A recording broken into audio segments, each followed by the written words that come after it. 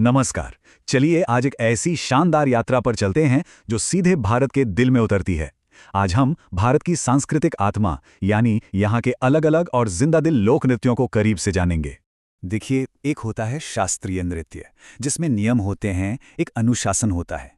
पर लोक नृत्य, अरे वो तो लोगों के दिलों की सीधी आवाज है। ये किसी नियम में नहीं बंधा, बल्कि ये तो जिंदगी का ही एक जश्न है। तो चलिए इसमें और गहराई से उतरते हैं। ये रहा हमारी आज की यात्रा का पूरा प्लान। हम पूरे भारत का एक चक्कर लगाएंगे, उत्तर से शुरू करके दक्षिण तक, और हर इलाके की अपनी खास लय को महसूस करेंगे। तो हमारी ये यात्रा सिर्फ एक घूमना फिरना नहीं है, बल्कि ये भारत की उस जीती जागती विरासत की खोज है जो 28 से भी ज्यादा क्षेत्रों में फैली हुई है। हर कदम पर एक नई कहानी, एक नई धुन हमारा इंतजार कर रही है। तो ये लोक नृत्य असल में है क्या? अगर आसान भाषा में कहें तो ये किसी एक कलाकार का शो नहीं है। ये तो पूरे गांव का, पूरे समुदाय का एक साथ अपनी खुशी, अपनी फसल, अपने त्योहारों को सेलिब्रेट करने का तरीका है। मतलब इसकी जड़ें जमीन से जुड़ी हैं। चलिए अपनी यात्रा की शुरुआत करते हैं उत्तर से। बर्फ से ढके पहाड़ों की गोद से लेकर हरे भरे मैदानों तक यहाँ की हवा में एक अलग ही संगीत घुला हुआ है।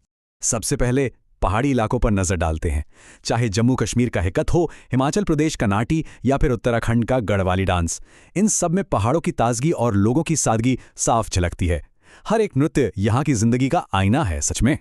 अच्छा, अब पहाड़ों से उतरकर मैदानों की तरफ आते हैं। और जब मैदानों की बात हो तो पंजाब और हरियाणा के जोश से भरे नृत्यों को कोई कैसे भूल सकता है।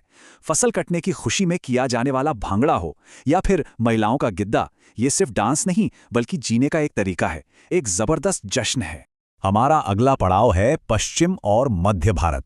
यहाँ रेगिस्तान के रंग भी हैं, समुद्र तटों की लहरें भी हैं और भारत के दिल में बसी आदिवासी संस्कृति की गहरी जड़ें भी।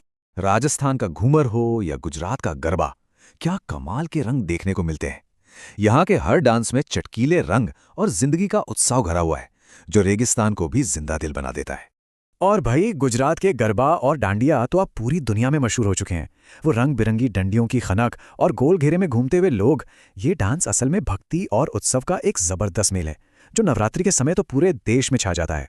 चलिए अब भारत के दिल यानी मध्य भारत चलते हैं। मध्य प्रदेश और छत्तीसगढ़ की धरती अपनी सदियों पुरानी जनजातीय विरासत के लिए जानी जाती है और यहाँ के नृत्य हजारों साल पुरानी परंपराओं की कहानी सुनाते हैं।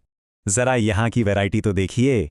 गौर, कर्मा, ग्रिडा, जवारा, सैला, भीलमा, ये सिर्फ नाम नहीं है, बल्कि ये अलग अलग जनजातियों की पहचान है।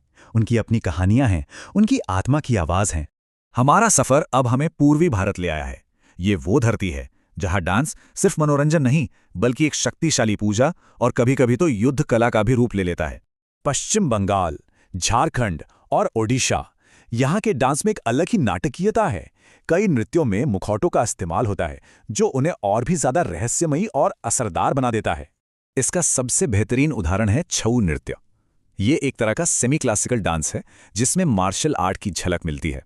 इसके जो बड़े बड़े मुखौटे होते हैं ना, वो देवी देवताओं और राक्षसों को दिखाते हैं और ये डांस बुराई पर अच्छाई की जीत की कहानी कहता है। चलिए अब थोड़ा और पूरब की ओर भारत के खूबसूरत नॉर्थ ईस्ट में चलते हैं। नागालैंड, मिजोरम और त्रिपुरा जैसे राज्यों की अपनी इतनी अनोखी परंपराएं हैं जो उनके डांस में साफ साफ झलकती हैं। यहाँ की वैरायटी तो बस देखते ही बनती है। असम का जश्न से भरा बिहू, मणिपुर का मार्शल आर्ट थांगता, मिजोरम का बांस पर किए जाने वाला वो हैरान कर देने वाला चेराओ डांस और अरुणाचल का युद्ध नृत्य, हर एक अपने आप में बिल्कुल अलग और बेमिसाल है। और अब हमारी यात्रा अपने आखिरी पड़ाव पर आ पहुंची है। हम दक्षिण भारत की ओर बढ़ रहे हैं, जहां की परंपराओं में कथा कहानियों और भक्ति का एक गहरा सागर लहराता है। कर्नाटक का यक्षगान एक तरह का डांस ड्रामा है जिसमें पौराणिक कथाओं को स्टेज पर जिंदा कर दिया जाता है। वहीं दूसरी तरफ आंध्र प्रदेश का कुम्मी है, जो सिर्फ तालियों के लय पर किया जाने वाला एक सामूहिक डांस है जो एकता को दिखाता है। दक्षिण की विविधता को समझने के लिए इन दो रूपों को देखिए।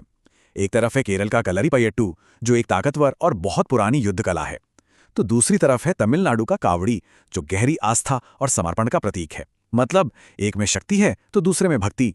तो हमारी इस पूरी यात्रा का निचोड़ यही है कि कश्मीर से लेकर केरल तक पहनावे और भाषाएं बदल सकती हैं, डांस के स्टेप्स बदल सकते हैं, लेकिन इन सभी के अंदर जो आत्मा है, जो धड़कन है, वो एक ही है और वो है भारत की धड़कन।